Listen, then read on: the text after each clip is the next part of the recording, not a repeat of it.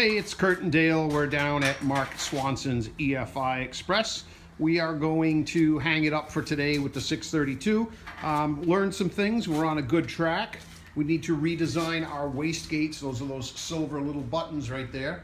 They're not quite venting enough gas away from the turbo, so we went up to 20 pounds of boost, or 19 point something, very quickly. That's a design flaw. We're on it.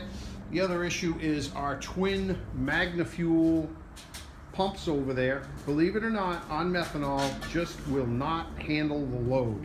Again, so we didn't blow anything up. We made some Godzilla horsepower on only, I believe, 20 degrees advanced, and we're running methanol, so my guess, shooting my mouth off, would be we're going to end up around 30 degrees total advanced, and then, oh boy.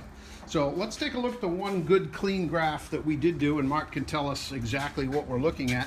Obviously, the important thing is right there, 855 horse at 6150, which to me is sweet. I love turbo cams.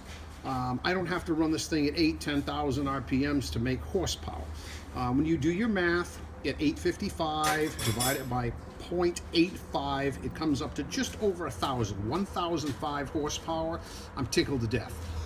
What else do you have? I know when you first saw the graph, you went, woohoo! Yeah, so there's a lot of really cool things to look at here, Kurt. So first of all, the engine's making great torque down low. And again, bear in mind, our timing is way soft right now. We should make quite a bit more horsepower with the additional ignition advance. We just haven't had the time to do that testing due to some issues we ran into. Yeah. But what you're looking at here is almost 400 foot-pounds of torque at 2,000 RPM. All right, so 2,000 RPM, and then that number right there is, let's see, where's the other end of the I can scale? just give you there's 400. Yeah, so it's like between 350 and 400, and again, that's only going to go up with ignition advance. Right. So as you can see by the top green line up here, that's our fuel pressure. So this is the problem we ran into. So as the boost pressure started to rise, you can clearly see what happened with our fuel pressure. Like, yeah, that sinking feeling. Right. Didn't burn anything up. In fact, I asked Mark a very pointed question. What the hell is our air intake temperature? He came up with 147 degrees. That was for a brief, very brief 19-pound run. So adding the 9th and 10th injector, pissing methanol right into the engine. In fact, let me take a little time out from Mark and show you that. Obviously, compression comes through here. Cold side, blow-off valve. We've actually put an injector here, then a corresponding one over there.